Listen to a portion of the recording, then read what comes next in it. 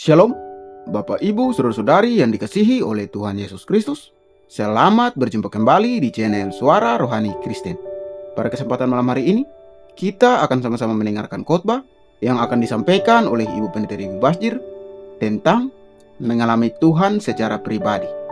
Dan sebelum kita mendengarkan khotbah pada malam hari ini, saya akan membacakan satu ayat firman Tuhan yang terambil di dalam Amsal pasal 8 ayatnya yang ke-17.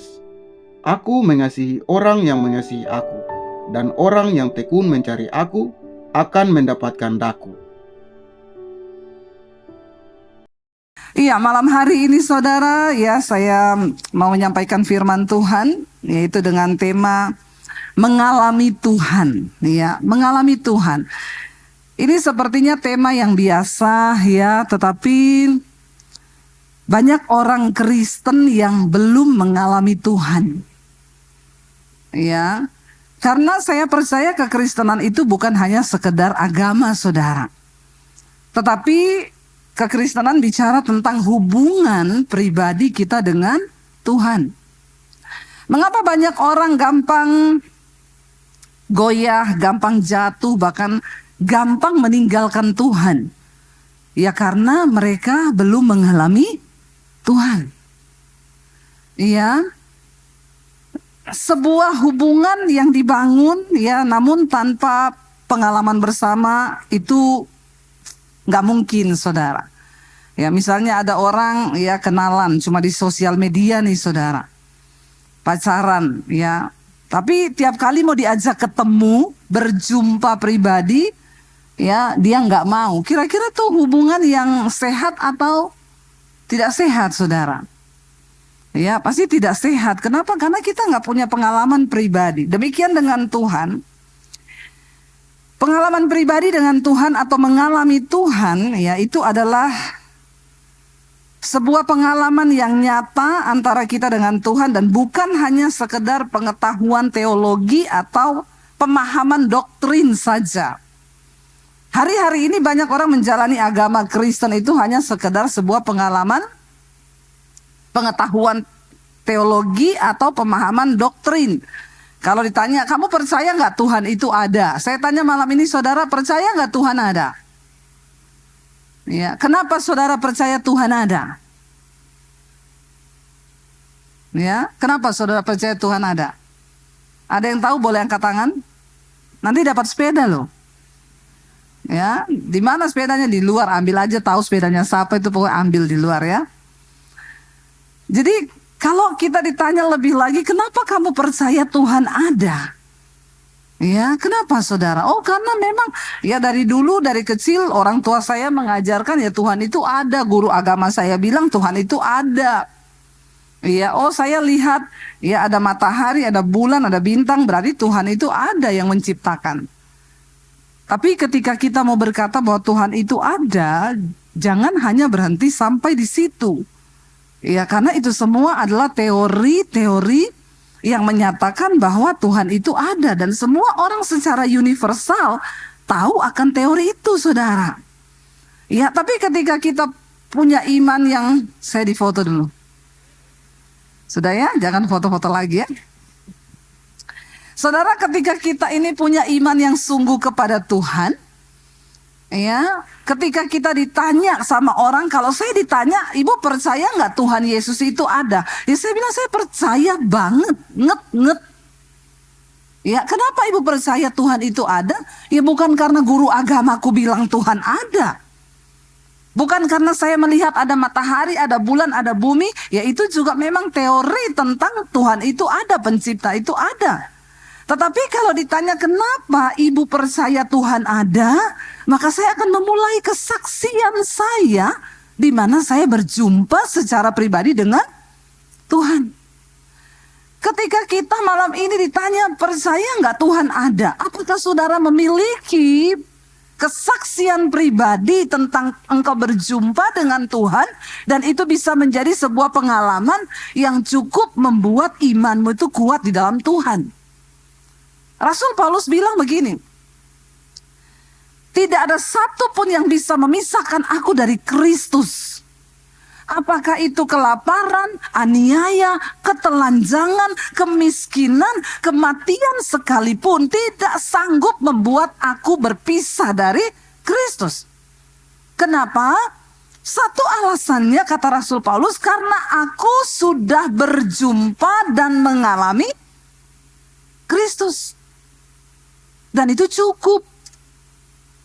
Apalagi cuma karena jodoh mau tinggalin Tuhan nih. Ya, nggak mungkin anak muda dengar baik-baik ya. Jangan cuma karena jodoh kau tinggalkan Tuhan. Makanya saya kalau ditanya, Bu, itu ada orang mau tinggalin Tuhan. Itu Kristen-Kristen ilegal yang namanya belum tercatat di dalam sorga. Kenapa? Mereka belum punya pengalaman pribadi dengan Tuhan.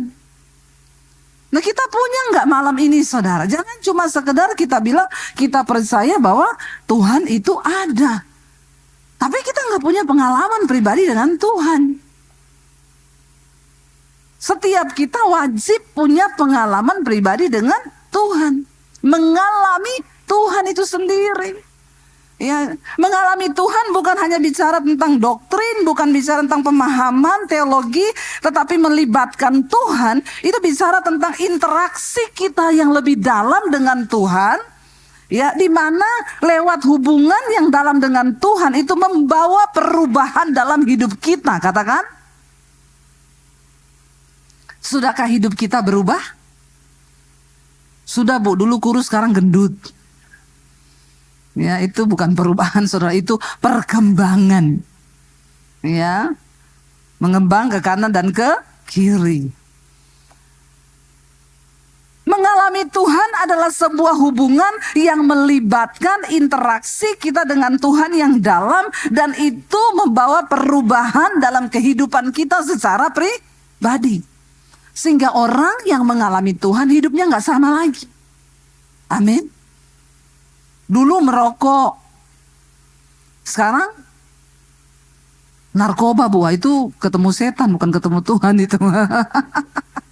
Ya, kalau orang ketemu Tuhan dulu merokok, sekarang tidak merokok lagi. Ada pengalaman di sini bapak-bapak yang dulu pernah merokok, angkat tangan ada? Kalau sampai sekarang masih merokok, jangan angkat tangan. Saya baptis, saya rendam 15 menit loh di bawah. Biar kau buka mata langsung di rumah Bapak di sorga. Ya, pernah ya Pak, Bapak yang di sini kacamata angkat tangan tuh. Dulu Bapak merokok ya? Ya, sekarang tidak lagi. Kenapa Pak? Dimarahin istri? Enggak ya, karena mengalami Tuhan. Ketika orang mengalami Tuhan, punya pengalaman pribadi dengan Tuhan, hidupnya pasti berubah, saudara. Saya tuh sering mendengar kesaksian, Bu, saya mau bersaksi di mesbah doa, saya bacakan. Saya ini, tadi malam saya baca, saudara. Saya ini dulu, Bu, orangnya emosian, tukang tersinggung, tukang marah-marah. Tiap hari berantem sama suami. Saya curigaan sama suami. Ya, pokoknya saya nggak terima kalau disalahkan. Dan saya tidak pernah mau minta maaf. Bahkan kadang kalau suami saya minta maaf, saya tidak maafkan dia. Itu dulu saya, padahal saya sudah Kristen sejak kecil. Di sini masih ada yang begitu? Nggak usah angkat tangan. Ya, jangan angkat tangan, di dalam hati saja. Tapi sejak saya mendengarkan firman Tuhan yang Ibu sampaikan, saya mulai mencari Tuhan. Dan sekarang, Bu, saya sudah mengalami Tuhan.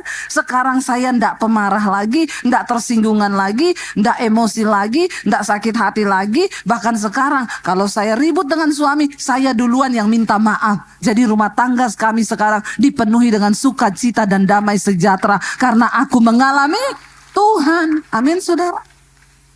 Ya, ayo kita jadi orang Kristen yang alami Tuhan. Rugi kita jadi Kristen tapi tidak mengalami Tuhan. Ya, alami Tuhan. Karena mengalami Tuhan itu membawa kita dalam satu hubungan yang lebih dalam dengan Tuhan. Dan hasilnya hidup kita pasti berubah.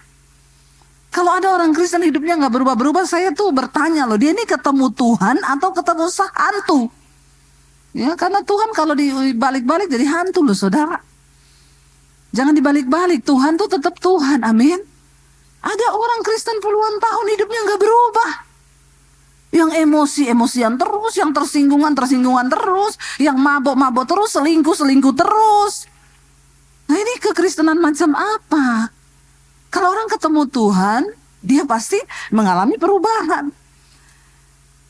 Mengalami Tuhan itu lebih dari sekedar belajar tentang Tuhan. Nah, orang Kristen sekarang boro-boro ngalamin Tuhan, Bu. Belajar tentang Tuhan aja nggak pernah. Ya, yang baca Alkitab tiap hari siapa? Yang TikTokan tiap hari siapa? Ya, ayo kita jangan hanya belajar tentang Tuhan, tapi mengalami Tuhan secara pribadi. Sehingga kita punya pengalaman pribadi dengan Tuhan. Sehingga kalau kau ketemu orang, aduh dulu ya saya itu hidupnya begini. Tetapi sekarang itu Tuhan tuh dahsyat loh. Saya diubahkan, saya mengalami Tuhan begini. Dan ketika kita mengalami Tuhan, kita punya pengalaman pribadi dengan Tuhan secara pribadi yang lebih dalam, maka kita akan mulai merasakan kehadiran Tuhan, kita mulai mengerti kehendak Tuhan, kita mulai mengerti kasih Tuhan, kita mulai mengalami kuasa Tuhan, saudara. Ya, jangan cuma jadi Kristen yang cuma cari-cari mujizat, tapi ngalami Tuhan. Karena waktu kita mulai ngalami Tuhan, kita mulai peka terhadap Tuhan, peka terhadap hati Tuhan. Sehingga orang kalau sudah mengalami Tuhan, dia peka dengan Tuhan, ya dia nggak mungkin marah lama-lama. Amin. Suami istri kalau berantem berapa lama di sini? 3 hari 3 malam nggak bicara? Ada di sini masih begitu? Enggak ya? Cuma 5 menit cukup toh? Haleluya ya. Waktu kita punya hubungan dengan Tuhan baik, kita bisa ngerasain hati Tuhan. Ketika kita berantem, Tuhan itu enggak senang, lalu kita enggak sejahtera. Aduh Tuhan, ini enggak sejahtera, pasti aku nih ribut sama suamiku. Di sini tuh alarmnya bunyi, saudara. Ya, enggak enak, kamu tuh jangan lama-lama lo berantem sama suami. Ayo berdamai lo. Ayo berdamai. Karena firman Tuhan berkata, kalau kamu lama-lama berantem sama suami, maka kamu tuh enggak berkenan sama Tuhan.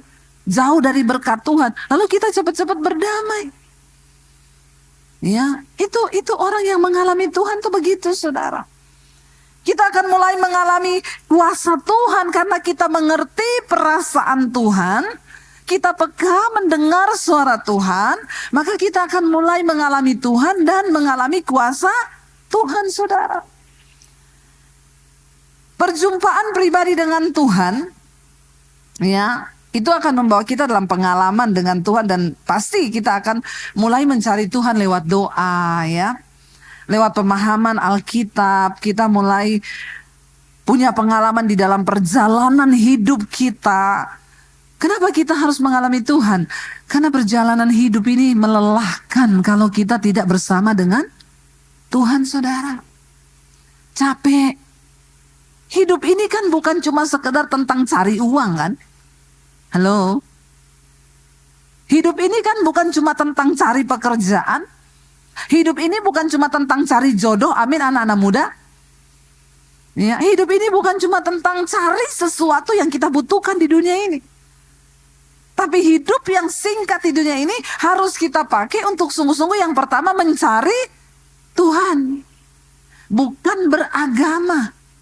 Karena banyak orang yang menyebut dirinya Kristen, tapi sesungguhnya dia belum ketemu dan mengalami Tuhan secara pribadi. Ya, ayo kita cari Tuhan sungguh-sungguh. Ya, saudara, firman Tuhan berkata, Ibrani 11 ayat yang ke-6, kita baca saudara di sana. Ibrani 11 ayat yang ke-6, firman Tuhan berkata begini, tanpa iman, mustahil orang berkenan kepada Elohim, kepada Tuhan. Sebab siapa yang datang kepada Elohim, ia harus percaya bahwa Dia ada dan Dia adalah pemberi upah kepada mereka yang sungguh-sungguh mencari Dia. Perhatikan di sana, tetapi tanpa iman kita tidak mungkin berkenan kepada Tuhan. Oke, malam ini semua sudah punya iman. Angkat tangan yang punya iman kepada Tuhan. Haleluya. Berarti saudara ya mendapatkan perkenanan Tuhan saudara. Tapi jangan berhenti hanya di punya iman. Kalau mau mengalami dan mendapatkan upah dari Tuhan, kita masuk lebih dalam lagi. Di sana dikatakan sebab siapa yang datang kepada Tuhan, ia harus percaya bahwa Tuhan itu ada dan Tuhan akan memberi upah kepada semua orang yang sungguh-sungguh mencari Dia. Tapi banyak orang cuma ya udahlah, yang penting ke gereja hari Minggu. Yang penting kita nggak nyakiti orang ya. Jangan utang nggak bayar. Di sini ada yang utang nggak bayar? Angkat tangan. Nanti saya biarin. Bukan saya bayarin, saya biarin nanti. Ya.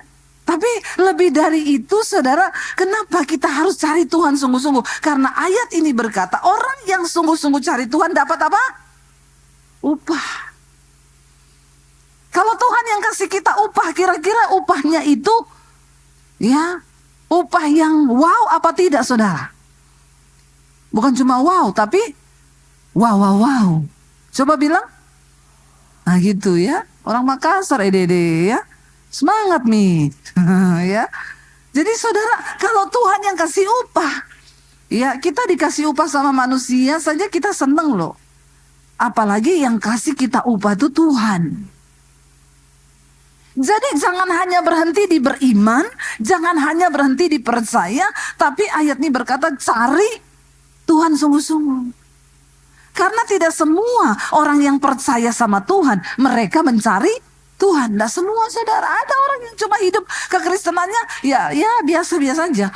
Semua orang yang namanya tercatat di dalam Alkitab, mereka bukan orang Kristen yang rata-rata seperti pada umumnya saudara.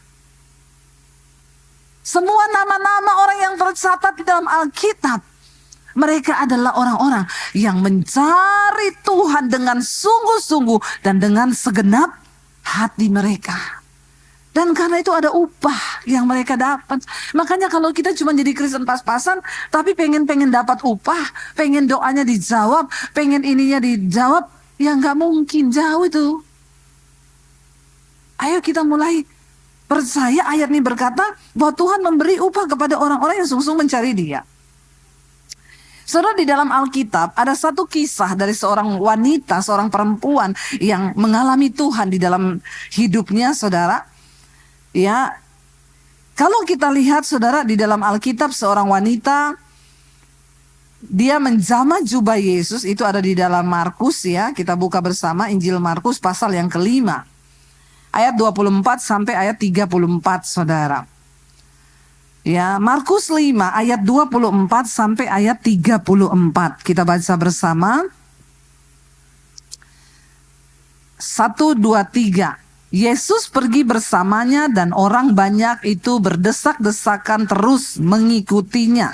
Ayat berikutnya dikatakan 26. Ada seorang wanita yang sedang sakit pendarahan berapa lama? 12 tahun. Saudara, orang sakit pendarahan jangankan bicara 12 tahun. Ya, kita perempuan biasanya bulanan setiap bulan. Kalau pendarahannya itu agak banyak, kita pusing loh, benar nggak? Pusing, sakit kepala, lemes. Ya, itu cuma 3 hari apa 4 hari. Kalau 1 bulan, aduh saya udah nggak bisa bayangkan. Saya ini termasuk orang yang kurang darah. Ya, kalau datang drop saudara, waduh itu saya bisa pusing, vertigo, keliengan. Ini perempuan, dia mengalami pendarahan berapa lama? 12 tahun. 1 tahun berapa bulan? 12 bulan. Ini 12 tahun. Ya, coba tolong kita bayangkan dulu dengan pikiran kita. Itu waktu yang lama enggak 12 tahun? Lama, kalau cicil rumah itu udah lunas 2 ya. Ambil KPR saudara ya. 12 tahun dia mengalami sakit pendarahan. Saya sudah membayangkan kita pasti ketemu orang yang sakit pendarahan 12 tahun. Pertama kurus krempeng. Kedua pucet pasti. Ya. Dan yang ketiga lemas, tidak ada tenaga itu. Lalu dikatakan ayat yang berikutnya di sana, ia semakin menderita meski telah berobat. Dia bukan tidak berobat, dia pergi berobat. Dia ada usaha untuk menyembuhkan sakitnya.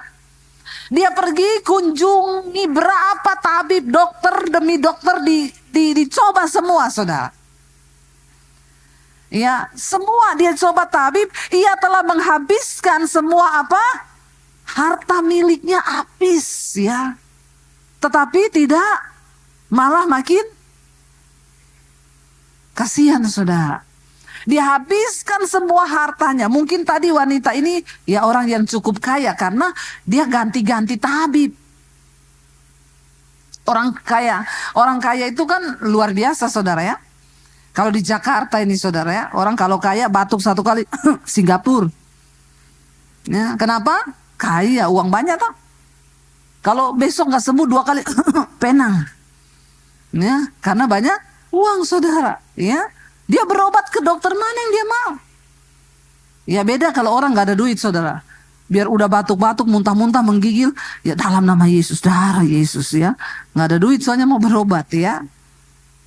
Tapi orang kaya, sampai saya pernah ketemu satu orang, dia konseling sama saya. Bu, saya mau konseling sama ibu. Kenapa? Jadi saya itu, Bu, saya rasa saya ini sakit, Bu. Tapi saya sudah berobat di dokter Jakarta, kata dia enggak ada sakit. Padahal saya ini nggak bisa tidur kalau malam, badan saya nggak enak. Tapi saya periksa di Jakarta, katanya nggak ada sakit. Saya pergi ke Singapura, Bu. Dokter Singapura juga bilang saya nggak ada sakit. Saya pindah ke Penang, Bu. Dokter di sana juga bilang nggak ada sakit. Itu menurut ibu bagaimana? Saya bilang, ibu sakit jiwa. Semua dokter bilang dia tidak ada sakit, dia merasa sakit terus. Ya, dia pengen dibilang ada sakit, saudara. Padahal memang tidak ada sakit, cuma mungkin banyak khawatir, jadi stres dia. Kalau Alkitab berkata perempuan ini berobat dari satu tabib ke tabib yang lain, berarti dia punya cukup harta. Dia punya uang. Ya. Jangan sampai, saudara, kita kumpulin duit hanya untuk berobat, habis semuanya karena kita tidak mencari Tuhan. Ingat loh ya, kita dikasih kekuatan hari ini bisa cari duit, itu kekuatan dari Tuhan. Tapi kalau kita nggak cari Tuhan, bahaya, saudara, bisa habis semuanya hanya untuk berobat. Alkitab berkata dia habiskan semua harta miliknya, rumah udah dijual, mobil dijual, semuanya dijual, habis, ludes, des. Tidak semakin baik, tapi semakin parah. Parah, saudara. Lalu Alkitab berkata begini, ayat yang berikutnya. Ia apa? Sudah mendengar berita tentang siapa? Yesus. Maka ia mendekatinya dari belakang dan menjamah jubahnya. Jadi selama ini ternyata perempuan itu mendengar cerita-cerita orang tentang Tuhan Yesus. Waktu itu Yesus berkunjung dari kota ke kota. Ada yang cerita sama dia, kamu tahu nggak? Besok Yesus itu mau datang ke sini loh. Dia ya di kota sana kemarin dia sembuhkan orang lumpuh berjalan, orang mati bangkit, orang yang buta melihat. Ketika perempuan ini mendengar cerita tentang Yesus, ada iman yang timbul di hatinya karena firman Tuhan berkata iman timbul dari pendengaran. Pendengaran akan firman Tuhan. Amin. Iman itu timbul dari pendengaran. Dan pendengaran akan firman Tuhan. Makanya sering-sering dengar firman Tuhan. Dengar khotbah. Ya. Dengar firman Tuhan. Jangan lupa subscribe channel Debbie Basir TV. Dengar firman, saudara. Supaya iman timbul. Karena iman ini kalau nggak dijaga bisa redup. Lama-lama mati kalau banyak masalah. Makanya perlu tiap hari disegarkan dengar firman. Ketika dia mendengar cerita orang, wah itu Yesus hebat loh. Dia sembuhkan orang, ya orang lumpuh berjalan, orang buta melihat, orang bisu bicara. Pokoknya dia ajaib, dia luar biasa. Dia mendengar. Ketika dia mendengar, ada sebuah kerinduan untuk berjumpa dengan Tuhan Yesus. Lalu ada yang bilang, besok Yesus mau datang ke sini. Saudara, untuk berjumpa dengan Tuhan Yesus, wanita yang pendarahan 12 tahun dan keadaannya semakin parah itu, saya yakin dia dia harus berjuang dan harus benar-benar ada harga dan pengorbanan yang dia bayar. Dia pasti dengan terseok-seok, dia bangkit dari tempat tidurnya untuk datang dan mencegat Yesus di tengah jalan yang akan lewat di kotanya. Itu pasti dia, saudara, keliengan. Saya bayangkan dia pusing, mual gitu, dia jalan cuma untuk ketemu Tuhan. Kenapa? Karena imannya berkata, asal ku jamah jubahnya, aku pasti sembuh. Iman itu yang menggerakkan dia ketemu Tuhan, mengalami Tuhan secara pribadi. Dan Alkitab berkata begini, saudara, ayat yang berikutnya, sebab ia berkata, sekiranya aku dapat menjamah jubahnya saja, aku akan sembuh. Lalu ayat yang berikutnya berkata begini, seketika itu juga pendarahannya berhenti dan ia merasakan tubuhnya sudah sembuh dari penyakit itu. Dia rasa, enak, aku ndak pusing, ndak apa, aku ndak pendarahan, aku ini sembuh. Ya, orang itu kan pasti punya rasa kalau sembuh kan, yang tadinya pusing, keliengan, mual, tiba-tiba ya kalau enggak drop lagi, aku kok enak ya. Kayak kita kalau pusing kan, lu pusing, begitu minum air gula atau makan, iya saya langsung enak gitu ya. Wanita ini merasa dia sembuh dari penyakitnya. Saat itu juga waktu dia berjumpa dengan Tuhan, mengalami Tuhan. Dan ayat ini berkata begini, saudara. Yang berikutnya lanjut. Yesus menyadari bahwa ada apa? Kuasa yang keluar daripadanya. Ia berpaling ke arah orang-orang banyak itu dan bertanya, saudara, siapa yang menjamah jubahku? Yesus terasa, ya kucing lewat ya. Sana pus-pus meong, nggak usah lihat itu penonton. Saudara, nggak apa-apa ya, itu nggak usah lihat kucing. Nih orang Makassar ini tidak pernah lihat kucing kah? Cuma kucing lewat begitu, udah lihat semua itu kucing. Lihat sini saja, jangan gagal fokus. Amin. Ya, jangan gagal fokus, saudara. Sampai di mana tadi? Kucing lewat. Jadi Yesus rasa nih ada kuasa yang keluar dari dalam dirinya. Dan Yesus berpaling kepada orang banyak dan dia tanya, siapa yang menjamah jubahku? Lalu saudara, murid-muridnya jawab begini sama Yesus. Baca bersama. Para murid berkata kepadanya, engkau melihat, hello, kata murid-muridnya. Kamu tidak lihat, ini orang ribuan berdesak-desakan di dekatmu, dan engkau bertanya, siapa yang menjamah aku? Hello, please deh. Ya, kira-kira kalau orang itu ribuan ingin mendekat ke Yesus, semua menjamah dia nggak, saudara? Ya makanya murid-muridnya aneh, kok aneh sih bertanya siapa yang menjamah aku. Saya aja tuh kalau diserbu jemaat minta foto, saudara, besok pagi tulang saya remuk semua. Itu baru saya loh, belum Tuhan Yesus itu. Ya, berebut, bu foto. Nah, terus saya tanya siapa yang menjamah aku? Hello, please deh. Apalagi ini Tuhan Yesus. Ribuan orang ikut dia dan semua pengen jamah Yesus. Dan murid-muridnya berkata, Tuhan, semua orang ribuan berdesak-desakan di sampingmu dan kau bertanya siapa yang menjamahku?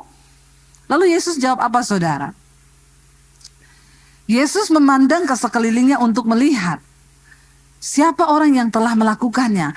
Yesus itu tahu memang banyak orang yang berdesak-desakan menjamah dia, tapi jamahan yang satu ini berbeda karena berhasil menarik kuasa Tuhan keluar dari dirinya. Ini adalah gambaran orang Kristen zaman sekarang. Banyak orang berkata ikut Yesus, mereka ke gereja tiap hari Minggu. Ribuan orang datang mencari Tuhan ke gereja katanya. Tapi Tuhan tahu orang yang sungguh-sungguh datang dengan hati yang hancur dan pengen sungguh-sungguh ketemu dengan Dia. Banyak orang Kristen yang menyebut dirinya pengikut Kristus. Tapi tidak semua orang bisa menarik kuasa Tuhan turun atas hidupnya untuk bekerja. Memang banyak orang berdesak-desakan, tetapi banyak yang hanya ingin melihat, banyak yang datang hanya, tapi wanita ini datang dengan iman. Dia percaya bahwa Yesus berkuasa dan sanggup menyembuhkan sakit penyakitnya, dan dia mengalami itu. Hari itu juga dia disembuhkan, saudara. Amin. Jangan jadi Kristen kebanyakan, yang cuma rame-rame saja datang. Ya, yang cuma rame-rame bilang Kristen kalau minggu ke gereja, tapi kita tidak pernah punya kerinduan untuk menjamah Yesus secara pribadi dan mengalami Tuhan di dalam hidup kita. Tuhan tahu loh orang-orang yang mau mengalami Tuhan. Kenapa saya tuh selalu kalau ada orang datang, Bu, saya mau konseling. Saya tanya, soal apa lagi kau mau konseling? Terus nih jemaat nih tiap hari konseling terus. Lama-lama konsleting. Saya bilang coba ndak usah konseling ya. Tapi mulai hari ini cari Tuhan. Kau masuk di dalam kamarmu, tutup pintu. Nangis tuh sama Tuhan, nangis. Doa sama Tuhan, konseling sama Tuhan. Masuk kamarmu, tutup pintu dan bilang, Tuhan, aku tuh mau cerita sama Engkau Tuhan. Aku tuh capek dalam hidup ini Tuhan.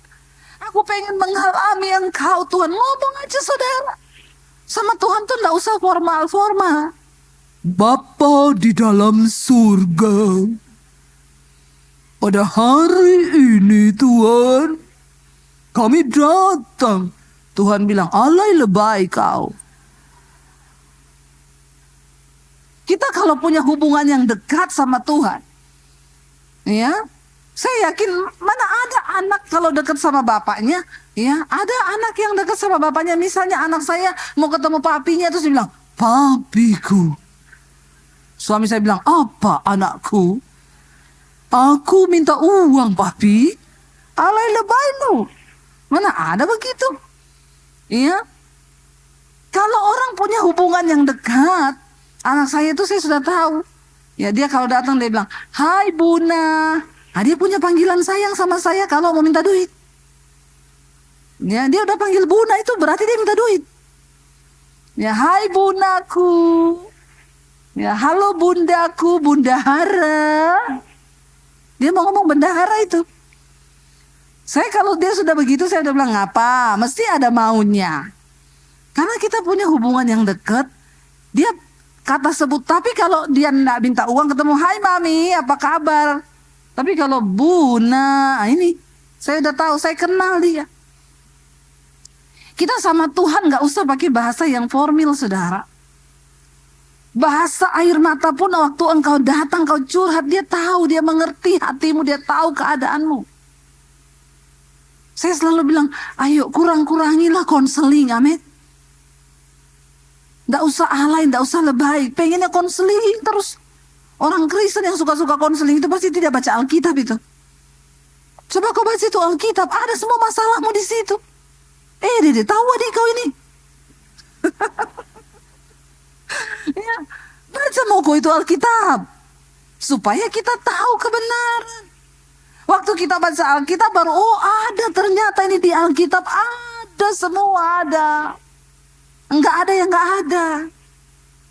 Semua masalah hidup kita mulai dari keuangan, berantem, kepahitan, iri hati, perselingkuhan, ada semua di Alkitab.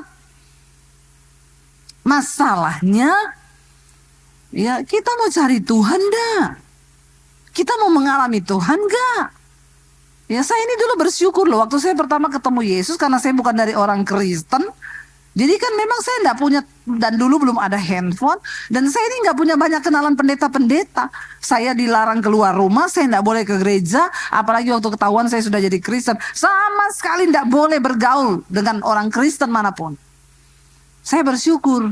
Karena itu saya kalau ada masalah, saya masuk di kamar, saya tutup pintu. Bahkan untuk nangis pun nggak boleh kenceng-kenceng. Kalau ketahuan saya berdoa ditendang, saya habis saya. Jadi bayangkan loh, saya masuk ke dalam tempat yang paling tersembunyi. Kadang saya harus berdoa di dalam kamar mandi. Di toilet. Supaya tidak ketahuan. Saya cuma cari Tuhan, tidak ada tempat saya mau datang, saya mau konseling, tidak ada. Makanya orang Kristen sekarang itu nggak tumbuh-tumbuh imannya, apa-apa konseling, apa-apa cari Bu Elisa, apa-apa gini, ya. Cari pendeta, bawa sampah semuanya. Coba cari Tuhan. Awal dari kita mengalami Tuhan adalah dengan mencari Tuhan. Wanita itu mengalami mujizat, dia disembuhkan karena sebuah kerinduan. Dia mendengar tentang Tuhan, ada iman yang timbul, dan ada sebuah kerinduan untuk ketemu Tuhan. Ayo datang di ibadah-ibadah, supaya engkau di-charge lagi, mengalami Tuhan lagi. Banyak orang yang datang sama Yesus waktu itu, ribuan berbondong-bondong, tapi cuma satu orang yang berhasil menarik kuasa Tuhan itu keluar dari dirinya. Makanya Tuhan tanya, siapa yang jamah aku? Murid-muridnya bilang, hello, semua orang menjamah kamu. Tapi Tuhan bilang, jamahan yang satu ini berbeda. Karena aku rasa ada kuasa yang keluar dari tubuhku. Lalu Alkitab berkata begini, Yesus pandang sekelilingnya, dia pengen cari tahu, siapa ini ya? Saudara, waktu kau punya niat mencari Tuhan, maka Yesus itu tertarik dan dia cari kau. Amin. Banyak orang di situ, tapi dia cari siapa yang sudah berhasil menarik kuasaku itu keluar. Dia cari. Lalu Alkitab berkata begini, ayat yang berikutnya, wanita itu ketakutan dan gemetar karena dia tahu apa yang telah terjadi atas dirinya. Dia tahu yang Yesus maksudkan itu dia yang sudah menarik kuasa Tuhan itu turun atas hidupnya dan dia sembuh. Dia tahu, saudara, bahwa dia yang dicari. Dan Alkitab berkata, maka ia datang dan bersujud di kaki Yesus serta mengatakan semua yang terjadi. Akhirnya karena dia berjumpa dan mengalami Tuhan, dia punya cerita tentang Tuhan. Dia cerita, Tuhan, aku ini tadinya perempuan, saya pendarahan 12 tahun, saya sudah berobat kemana-mana tidak sembuh, tapi aku dengar tentang Yesus. Lalu hari ini aku datang dengan iman, aku pengen jamah jubahmu. Dan itu terjadi. Mari kita menjadi orang Kristen yang berbeda dengan yang kebanyakan. Amin, saudara.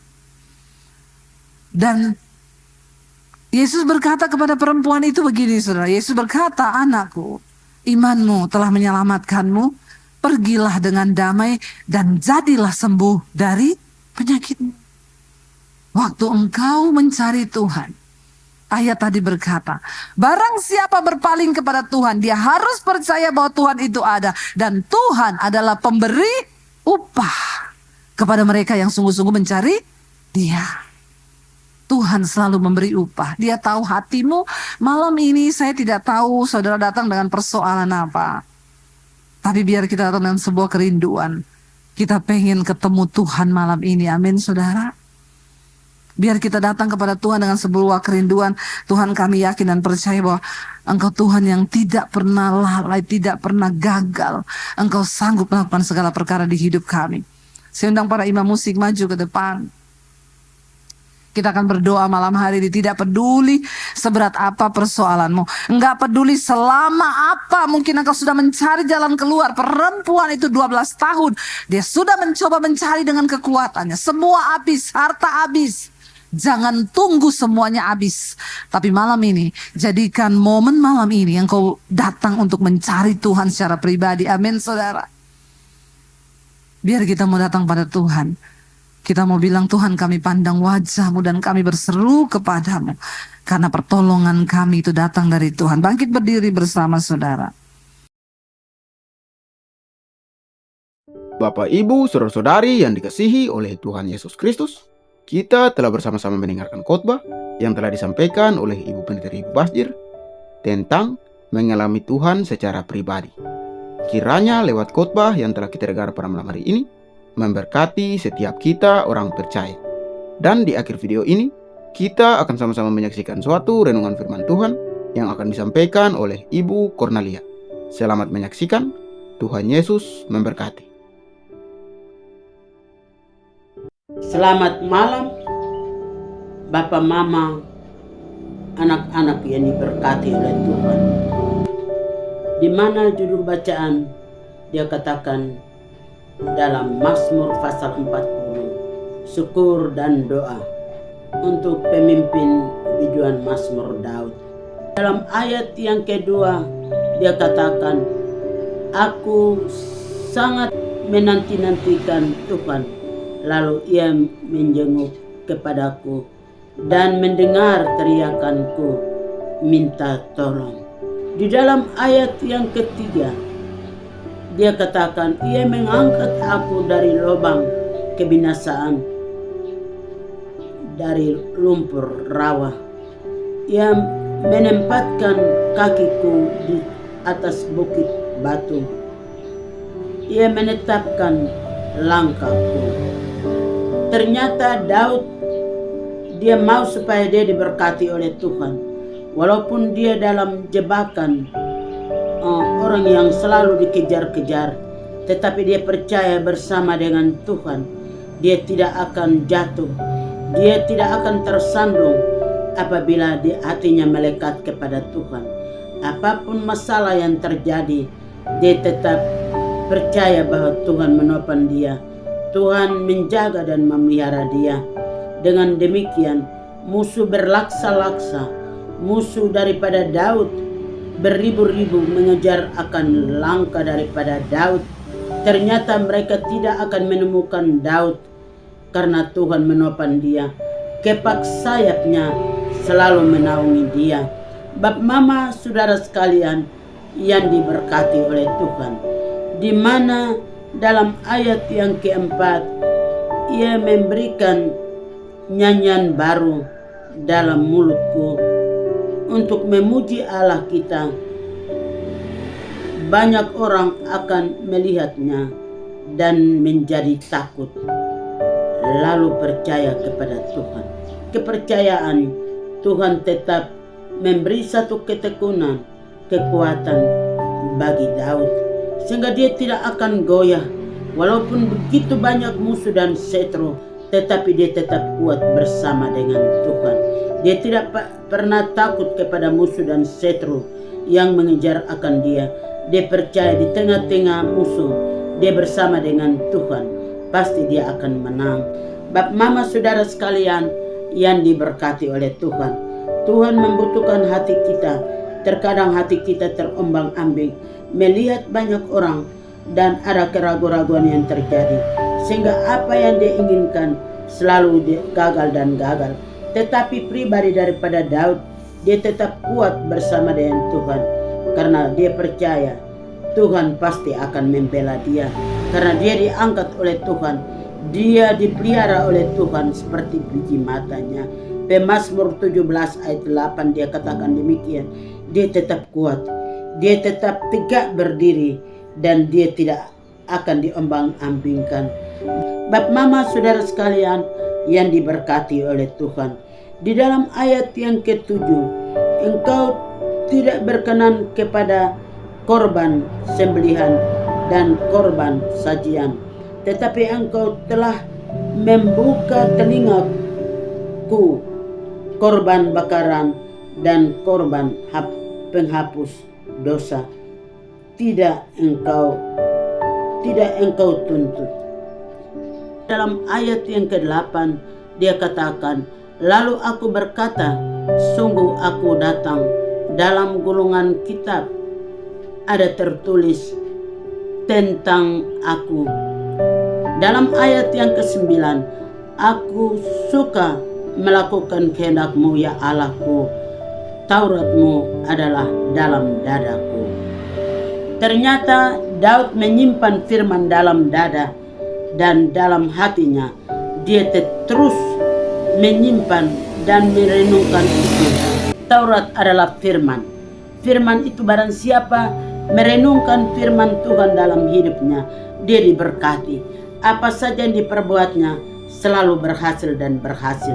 Bap mama saudara sekalian yang diberkati oleh Tuhan, pekerjaan daripada Daud merenungkan firman Taurat itu dalam hidupnya, sehingga dalam ayat yang ke-10, aku mengabarkan keadilan dalam jemaah yang besar, bahkan tidak kutahan bibirku. Engkau juga yang tahu ya Tuhan. Bibir mulut daripada Daud menceritakan kemurahan Tuhan, kebaikan Tuhan. Dan barang siapa yang menggantungkan pengharapan kepada Tuhan, dia diberkati oleh Tuhan. Dan apa yang dia inginkan selalu berhasil dan berhasil. Bapak mama saudara sekalian yang diberkati oleh Tuhan. Di dalam ayat yang ke-11 dari Pemazmur pasal 40, dia katakan, keadilan tidaklah kau sembunyikan dalam hatiku, kesetiaanmu dan keselamatan daripadamu ku bicarakan, kasihmu dan kebenaranmu tidak ku diamkan kepada jemaah yang besar. Bapak mama anak-anak yang diberkati oleh Tuhan, biarlah pada malam hari ini kita hidup di dalam firman dan melakukan hukumnya Tuhan, maka kita dijaga dan dipelihara, dan tidak boleh kita melupakan merenungkan Taurat itu siang dan malam. Sehingga dalam ayat yang ke-12, Engkau Tuhan janganlah menahan rahmat-Mu daripadaku, kasih-Mu dan kebenaran-Mu kiranya menjaga aku selalu. Kasih dan kesetiaan Tuhan selalu menjaga akan Daud, sehingga dia tidak pernah ada kehilangan satu anggota pun tidak. Tetapi anggota yang lengkap, dia siap memuji, memuliakan nama Tuhan.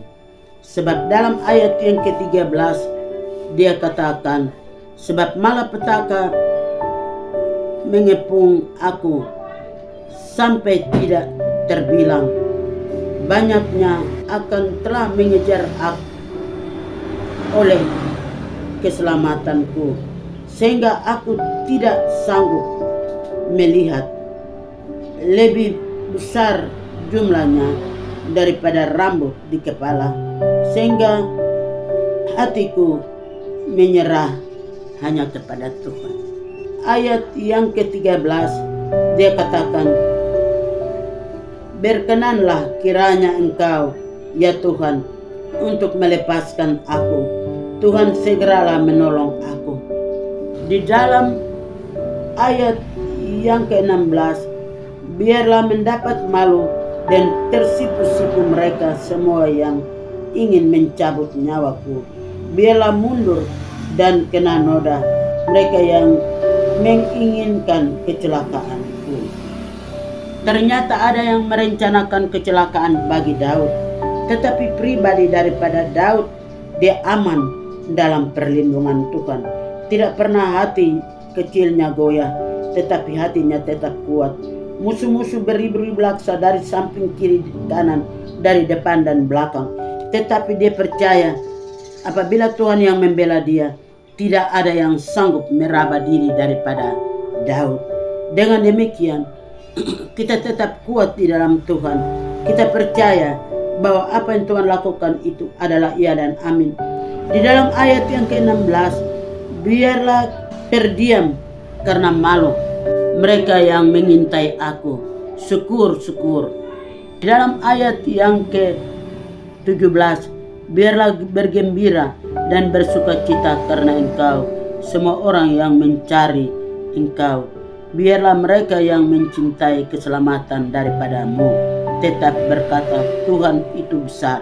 Ayat yang ke-18 yang terakhir, dia katakan, aku ini sengsara dan miskin, tetapi Tuhan memperhatikan aku. Engkaulah yang menolong aku. Engkau meluputkan aku, ya Allahku. Janganlah berdiam diri. Janganlah terlambat untuk menolong aku. Ternyata perkataan daripada Daud meninggikan Tuhan, membesarkan Tuhan di dalam hidupnya. Sehingga yang terakhir dia menang. Musuh-musuhnya akan pulang dan malu, tunduk karena mereka kalah. Karena setiap orang yang selalu Tuhan tolong menang bersama dengan Tuhan, karena Tuhan lebih besar dari musuh dan setan. Sehingga mari kita pegang teguh dan kita pulang, dan kita mau merenungkan kasih setia Tuhan. Allah kita Allah yang luar biasa, Allah kita dahsyat bagi kehidupan kita. mulai dari malam ini sampai Tuhan datang yang kedua kali di atas awan-awan. Di dalam nama Bapa, Putra, dan Roh Kudus. Amin.